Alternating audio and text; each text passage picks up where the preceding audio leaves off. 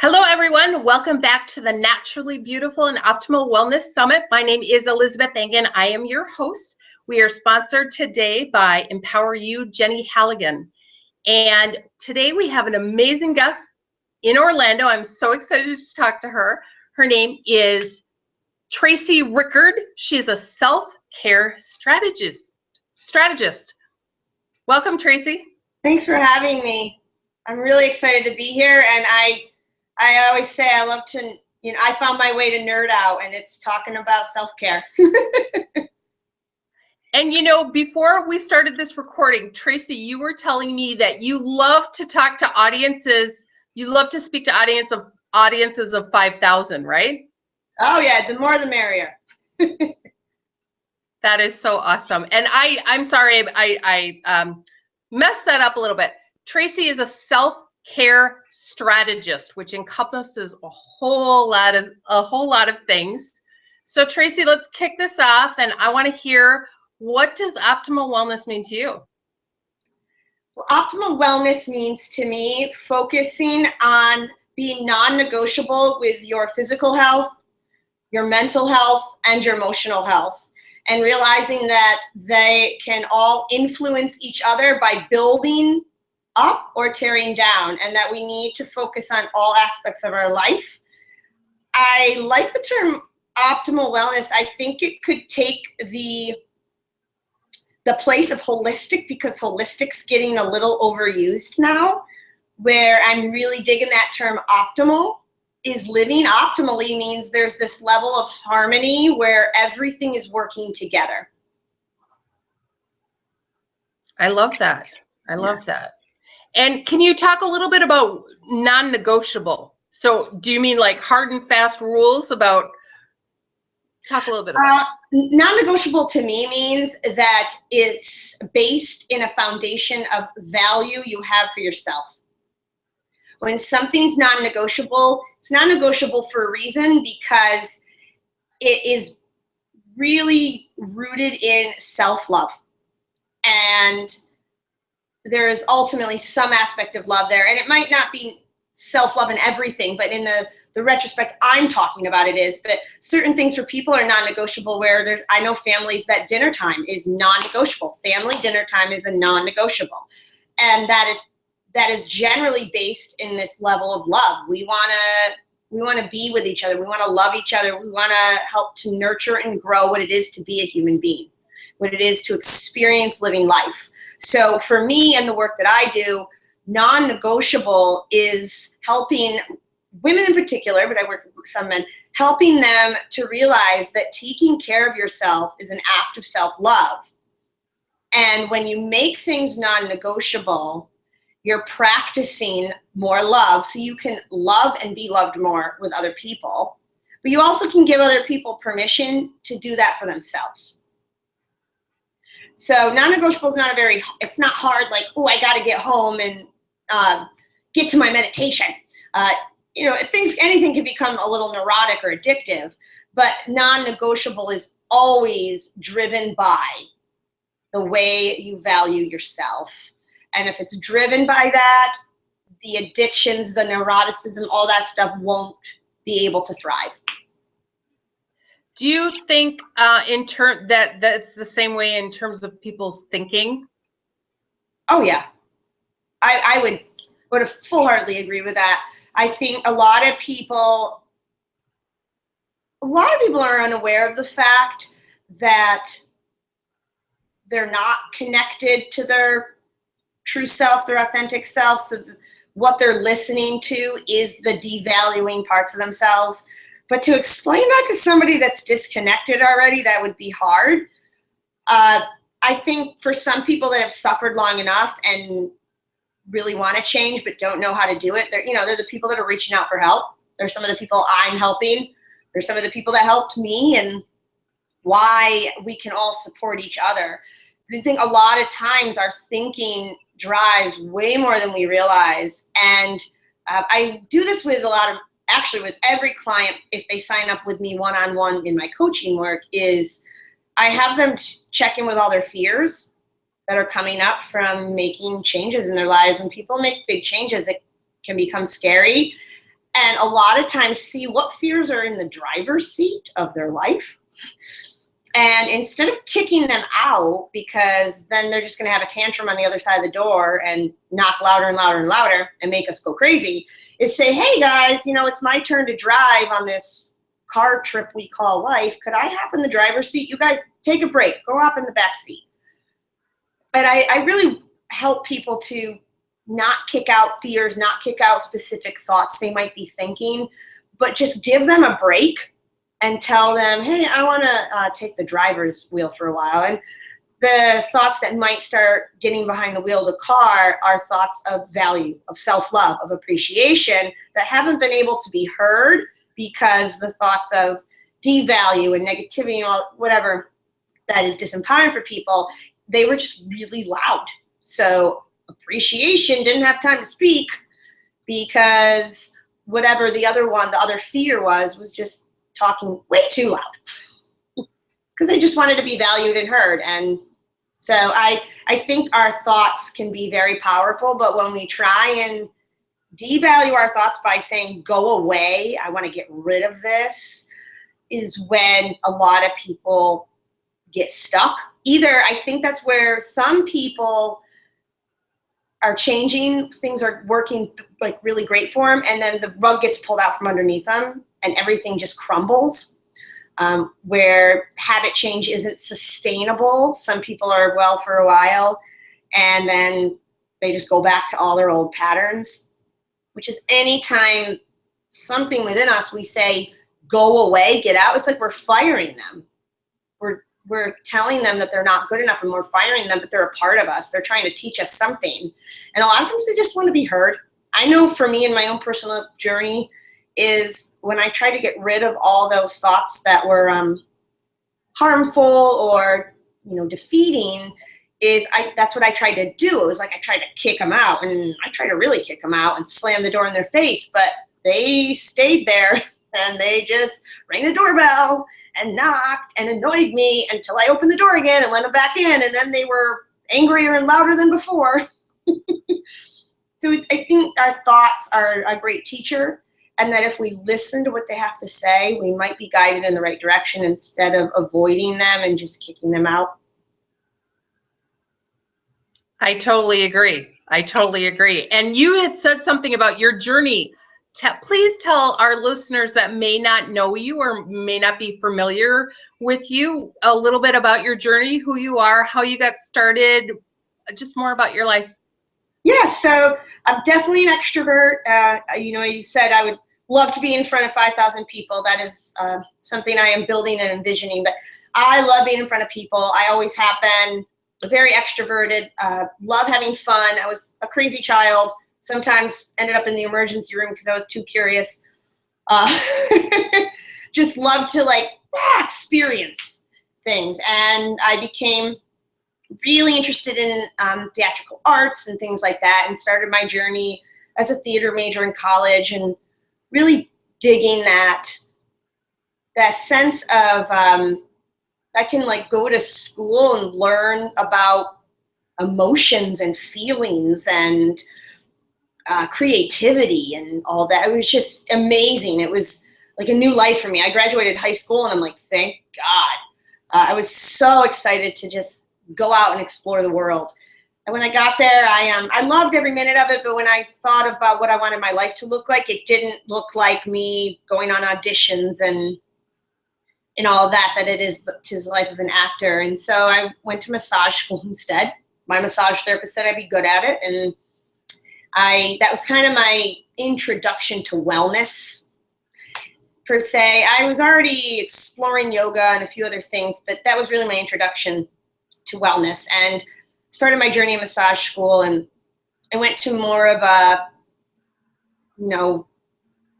balanced massage school, where they balance what I now say is that mental, physical, and emotional body, where it wasn't just a clinical school where it's like this muscle attaches here and attaches here, that an emotion might live in this muscle, and when you're working on somebody, be aware of that. And they taught us how to hold the space for our clients and to make sure that we created boundaries for ourselves so we weren't taking on everybody's stuff.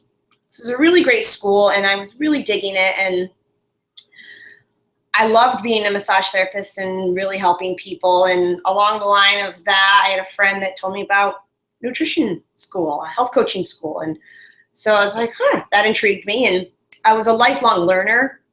I wish I could make money and just keep going to school. That'd be amazing. So I went to the Institute for Integrative Nutrition and started my journey into the world of nutrition and food and all of that. I grew up in a really small town. I had no idea what kale was. So it was really interesting to just explore the vastness of food. I had just explored the vastness of the human body and how amazing that was, and then to explore the vastness of food in all its retrospects. Again, IIN, for people that don't know, again, it's kind of a school like my massage school was, where they look at the emotional aspect behind things, about who you are surrounding yourself with. And they talk about primary food. It's the food that feeds your soul versus physical food, the food that feeds your body. So that was an amazing experience. And I went to that just to really learn. I wanted to learn more. And I started to explore then how food made me feel, just like how body work helped me to feel better in certain ways. And I was able to help people. How could food in that retrospect help people? And started to kind of just play around with it, get excited about it. I wasn't really doing it as a career. I was a full-time massage therapist at that point. And I'm originally from the Northeast, from a small little city called Binghamton, New York. And so all my friends from college, most of them are from New York City. I was like, you know what? I'm in my 20s. I'm going to move to New York City. Yeah. And so I lived in New York City for quite a while, got into just enough trouble, and got to really enjoy, being in my 20s, being in the city, being, brand new career in massage, and just had all this training in nutrition and just exploring culture. I grew up in a really small town, so it was really exciting to have culture and learn about all these amazing people that are out there. And then started doing massage at a big spa fitness center and got to take yoga classes for free there. And my yoga teacher said I'd be a good yoga teacher. So I was like, all right, well, I guess I'll do that too. And I ended up going to yoga teacher training up in Massachusetts in the Berkshires at a place called Kripalu, which is amazing. And again, it was still in alignment with both of the other trainings I got. It had a very well-rounded view of what yoga is all about. And they were big sticklers on yoga for every body and everybody.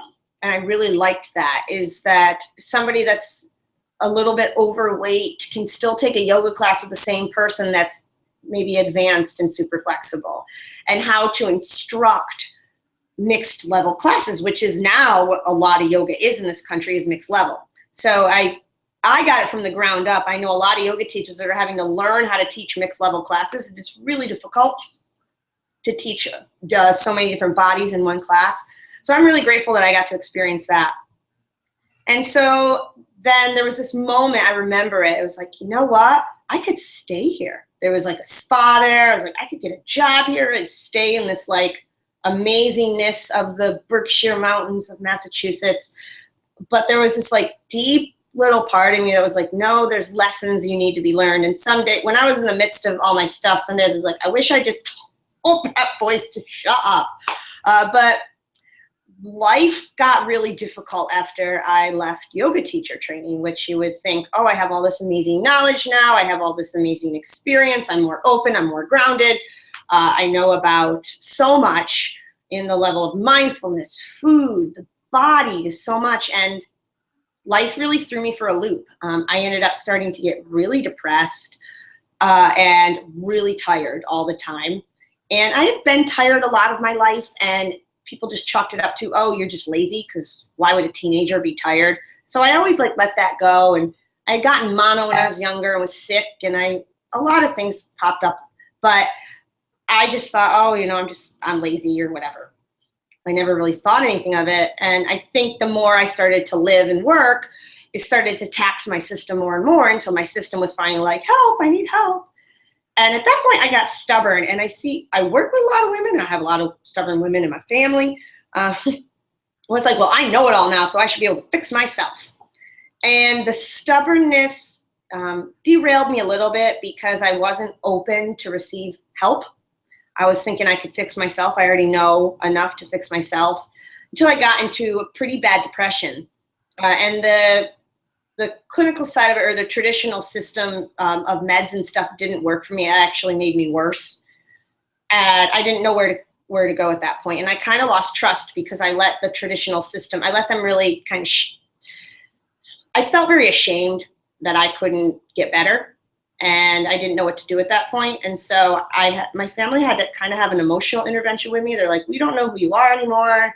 I don't like this. You're like tearing us down because we're constantly worried about you. That was the turning point for me. It actually wasn't me deciding I wanted to get better. It was my family saying I was making their lives harder. And I was like, that's the last thing I wanted to do. So I ended up just reaching out. I finally at that point was open to reach out, and I wanted to find something a little bit more holistic. And I went somewhere that was all about, I had to quit my job and move back in my parents, which was in and of itself a journey. But I was so tired. I had adrenal exhaustion. My adrenals almost stopped working. So I literally had no energy, and trying to do massage with no energy, it didn't work out too well for me. So How old were you, Tracy, at that time? I was 24, no, 25, 24, 25, somewhere around there. So I was young, and the doctors told me that this generally happens to women in their 50s, or I think 40s, 50s, when they've kind of just go lifestyle, then their bodies give up. But it was happening to me a lot younger. So because it was happening to me a lot younger, I think some of the other traditional systems I went to didn't look at my adrenals and my thyroid and all these things. They just thought, oh, well, you have depression. We'll just give you this and you're good to go, but that didn't help. So when I went to somebody more of an open-minded approach, I did go to people that had a clinical background and had medical doctors, but they were open to the other avenues of, that term holistic viewpoints. And it was the help of many different practitioners. But the biggest thing was I found people that listened to what I had to say, that I felt like they did. When I was in that place of shame and judgment and guilt, I was going to professionals that didn't really listen to what I had to say. They were listening for a symptom, or they were listening for something, and then just giving me a pill or sending me for a procedure, and it wasn't working. And it just, every time I left the office, I felt defeated. And so I made it a mission of mine to whoever I was going to get help from, they were going to listen to what I had to say, because I think it's bullcrap that some people as professionals don't listen to the person they're trying to help. Like, isn't that how you are able to help them? I just didn't get it. And being on the other end of it, of being, the patient, the client, I was like, the system is just not working for me. I'm not there to say what worked for other people. It didn't work for me. And I started to find people that listened to what I had to say. And we started to work on all three of those things, which is why I do what I do now. It's my body. Like, they tested me, my hormones, they tested my thyroid, like all these things you think would have been tested a while back, my vitamin D, all that stuff. And they're like, oh, well, no wonder why you're tired and depressed all the time. So much, this, and this are off. For me, I had very low progesterone. My thyroid was underactive. My cortisol, which is my stress hormone, that was low in the morning when it should have been high, and high at night when it should have been low. So, that tired but wired feeling at night, and I feel like I can't wake up in the morning. So that was like a breath of fresh air when I just got no, it wasn't blood work. I got some blood work, like vitamin D and certain things that can be tested via blood. And then I had saliva panels. So they were the best way to test for my hormones and things.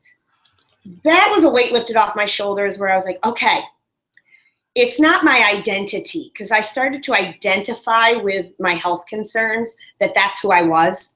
And in me accepting that identity more and more each day, I lost hope more and more each day that I could get better.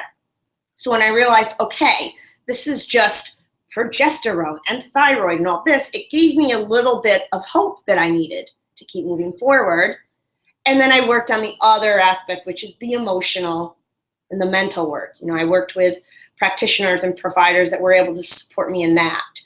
Because when I was in that place, it was hard for me to delineate what thoughts were depression thoughts that I needed to reframe and what thoughts were just manifestations of the depressed body I had.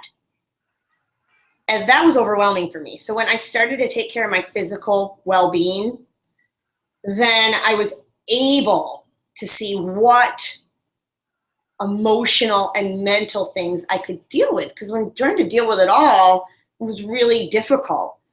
And so then I started to work on them both together until I got better. I'm sorry, I don't mean to interrupt you, but I'm curious about the hormones. How did you get better with balancing your hormones, or what did you do? So everybody's a little bit different. Women are much more susceptible to hormone imbalance than men, just because we have our hormones go through fluctuations. Men, generally, it's testosterone. That's how it goes. You know, women, they go through menstruation, and then they go through menopause. There's just so many different changes with women, and women's hormones change in a month. Even if they're menstruating or not menstruating, things are just constantly changing. So because our system's a little bit more delicate, stress, physical exertion, anything can throw off women's hormones more than men's because ours are more delicate. One of my mentors and teachers said, women's hormones are like the tango dance and men's hormones are like the side step. So you're less likely to sprain your ankle doing the side step than doing the tango and the salsa, but you're also have a possibility of experiencing so much more dancing the tango. So I looked at it, we looked at it in that approach. Number one, it was a personal approach. Every woman's body is different. And to find it was a functional approach. That's a big term coming up now. The reason being is it helps to figure out what's the root cause, the level of dysfunction that needs to be supported first.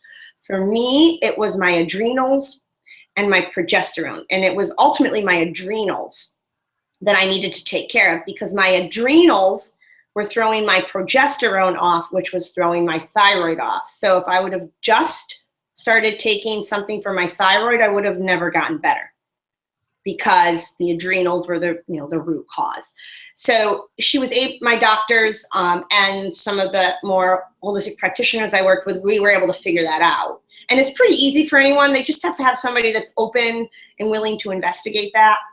And she started me on supplementation, some bioidentical, but again, I went to a professional with that when it comes to bioidentical and certain things. I was on some medications for a little bit until my body was ready for it. And then we weaned me off of things. At that point, I was still on antidepressants. And she's like, we have to wean you off of these. We can't just take you off of them cold turkey or you might end up in the psych ward. These things are delicate medications that are being overprescribed. And so it was amazing. I went to a practitioner that slowly weaned me off, but built up my system as we worked there. And she knew when it was time. She goes, I have some patients that are on these meds and they need to be. You don't need to be. So it was great to work with somebody that understood the benefits of medication when it's for the right person, which was amazing. And so we worked on my adrenals, supporting my adrenals with specific adaptogenic herbs. That's a big thing now. And there's so many, and one might work for somebody, one might not work. An example of adaptogenic herb is ginseng. People have heard of ginseng. Helps your adrenals work better. That's one example. There's a ton. And it's best to find whatever ones work for the physical person's body because they all work differently. Got me on some of that. And then just basic depletions that come from adrenal issues and fatigue, which was low vitamin B. Most people are low in vitamin B, vitamin C, magnesium. I lived in the Northeast, so I was vitamin D deficient just from living in the Northeast and not seeing the sun. So we made sure that she made sure if there was specific deficiencies, got me on high quality supplements, good supplements. I didn't go get them at Walmart. Supplements at work. And I started to feel better. And then I would go back to, the certain people based on what I was with the hormones, we would go back and just do a checkup And as I was taking care of the other stuff, the emotional and the mental stuff with some other people, and my body and my mind and my emotions started to really feel better and resilient, then we tweaked things. And we lowered my vitamin B dosage, and we were able to get me off of certain things to get me, on maybe this. And it was, that journey of supporting the system where it's at. And obviously food was a big thing in all of that as well. I started getting on, protein shakes with good sources of fat. So like avocados, coconut oil, those kind of things from a brain. And I was getting high quality protein sources and having that in the morning, making sure my morning ritual was supporting my adrenals. Because I know a lot of people that their morning ritual is a cup of coffee, and somebody with adrenal fatigue, that's like the worst thing to do. So making sure that we stabilize my blood sugar and my blood pressure as well. People with adrenal issues tend to gravitate towards low blood pressure. I had to be mindful of that. While I was going through all this, I actually had to abstain from vigorous yoga for about 2 months. I ended up taking some nurturing for my gut because the antidepressants, and I was on birth control before that, which a lot of girls, they're seeing a trend now of young girls getting put on birth control. And then Dr. Kelly Brogan, which is amazing, and if people want more information, go research her. She's an amazing psychiatrist that has this functional approach that I don't want to mess up the statistic, but a high percentage of girls they're seeing are on birth control and then immediately once they go into their 20s and 30s are on antidepressants. They're seeing a trend now. So I am part of the trend. I was part of the trend. And that destroys your gut health. Birth control and antidepressants kill all the good bacteria in your gut. So we went on a regimen, a little bit more of a paleo-based diet, grain-free, sugar-free, dairy-free diet for a little bit of time. It was just really, everything I looked at was get a good protein source in the morning and make sure I'm eating lots of vegetables. My focus was always vegetables. Vegetables was just my main focus. I didn't make it difficult for me where I had a meal plan. I was just like, before I made a meal, I focused on the vegetable first and then went from there. And I did that for about 2 to 3 months and did more restorative yoga and all that. And then I felt better. And I was able to do a gentle yoga and I felt better. And I was able to start eating rice again. And then I got back to being me. So it was just that time where I had to get quiet. I had to step back. I had to take care of me. And for me, it was non-negotiable, right? It was me taking care of me and making that a priority in my life and making me a priority. And every time I took care of myself, it was an act of self-love. I started to value myself more because depression and anxiety and fatigue and overwhelm and all these things that a lot of people, particularly women, are struggling with right now, it can be very devaluing. It's very hopeless. It's a hopeless place to be. You don't think you can get better. And so every day I gained more hope. Every day I gained more hope. I gained resilience to want to keep doing better. And then when I got better, I was like, I want to do this I want to help other people. I was like, there are way too many women that are miserable, that don't deserve to be miserable. And because women tend to be the great influencers, it's just our personalities, it's just our energy, because we influence people in who we are.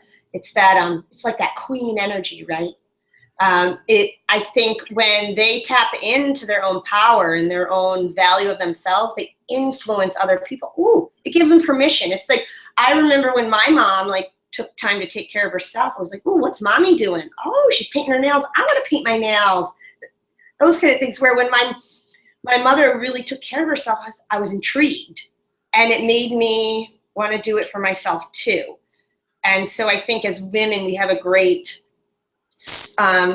power and influence over other people, where we can be, that Gandhi quote that's overused, but we can be the change we wish to see in other people when we value ourselves. And so that's what I do for other people now, other women. I have to help them to tap into their own value, and I help them to realize whatever they're struggling with, it's not their identity. It's just something that's a challenge right now that'll, in the long run, build them up. It's just like in the fitness world, when you're building muscle, there's tiny tears in the muscle that then grow to make it stronger. Tiny tears grow to make it stronger. we can do that in every aspect of our life. And our challenges can be those tiny tears that then make us grow stronger. Yes. Queen Tracy. Yes. And Tracy, I've had so much fun talking with you, and I'm realizing that we have to wrap up, but I want you to talk about your business and your retreats and how people can follow you and find you. And you can subscribe to this channel if you'd love to hear talking about Tracy. But Tracy, talk a little bit more about your work so people can know more about you and if they want to work with you. Yeah, wonderful. So I live in the Orlando area. I do local retreats here, but people are more than welcome to come to them. I do them twice a year. They're day retreats, and we're working on next year turning them into weekend retreats. So I'm growing slowly, but they're what I call embodiment retreats. And what that means is there's 3 aspects that happen in my retreats. There's an embodiment piece where I help people to reconnect to their bodies. We're going to move. We're going to listen to our bodies. We're going to unlock certain things. There's obviously an aspect of yoga because I'm a yoga teacher. But there is that portion of embodiment, because when we connect back to our bodies, we're able to listen to our body's messages more. We get quiet, we can listen to our body's messages instead of all the noise. So we come to a retreat setting where the noise is out there, the quiet's in here, we're tapping in, listening to our bodies. There's the educational piece where, based on the retreat, there's always a topic that we're talking about to help people to gain a little bit more front-of-mind awareness, whether it be self-love, whether it be some emotional upset, whether it be stress. There's going to be something that's specifically talked about at the retreat. It's more of the main mission and message. And then people are going to get some education around that. And once they get that, maybe their body's messages will help them to learn where they can go next. And the last piece is that empowerment piece where we talk about strategizing what to do after the retreat. And I do that in a way where we create mini rituals. That's how I work with many things, is mini rituals and making them non-negotiable, but coming from a place of value. So this value, this appreciation they learned and tapped into at this retreat, how can they add that in micro places in their life? So it's not this huge grand change, right? It's that small change. It's like small hinges swing big doors. And we implement that. And then there's the opportunity, obviously, to work with me on a deeper level. A lot of times I do some online group programs with women and certain things like that. There isn't one launching right now, but women are always open to see when something like that is going. I love to bring women together because there's that aspect of sisterhood. And when people know that somebody else has got their back, it's really great. And a lot of times motivation is fueled that way, and people want to keep getting better and want to keep getting better. I work in a very customized way. So obviously I do massage here. I can't work on people through the computer, but I do help them to learn about the body and how the body can send them the messages that they need. Yoga, I taught, there's more than just the physical aspect of yoga. There's so much about yoga, and it's really just being more mindful. That's what yoga to me is about. And then I work with this women's hormone coaching, but everything's very customized because when I hop on the phone with somebody for initial self-care strategy session to see where somebody's at. I'm not going to know where to take somebody until I listen to them. That's totally complimentary. Anybody's able to hop on the phone with me. It's 45 minutes for me to finally offer them the space and to give them that opportunity to just share in an open, honest way where they're not afraid of judgment. And in that time frame, I'm able to see what can work for them. And also that clinical aspect, see what needs to possibly be served, and also that emotional, mental aspect of what can also be nurtured. And that could be varied based on whatever a woman's going through. It's the length and the depth of where they're willing to go. I'll find out from that initial call, and then we see what the best way to work is. Weekly phone sessions, is that something that works for them, and all that. And I'll refer them to people if they need to as well, so that I make sure they're getting support in every area of their life. So a little bit about how I work is it's very customized because in my journey, it was customized, and I really appreciated that.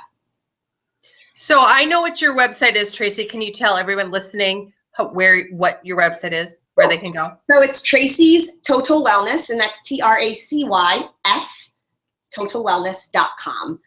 And that's my website, has everything. I have great blogs, which are quick tips. I do everything in quickness because I work with busy, overwhelmed women. They don't like to read long paragraphs. So everything's very quick, doable, right? It's that mini ritual kind of stuff. So people can start to feel good right now instead of waiting until they have this massive amount of time. There is on my website, if people go there, there is an initial, it's a video plus a written out training series to help them to get more energy and to feel less stressed. And it's just my stress reset system that I created, where for a portion of time, they are creating and manifesting mini rituals on a daily basis to help them with habit change to what I like to say, become stress resilient instead of stress reactive. Because when women react to stress, there's this whole domino effect that happens.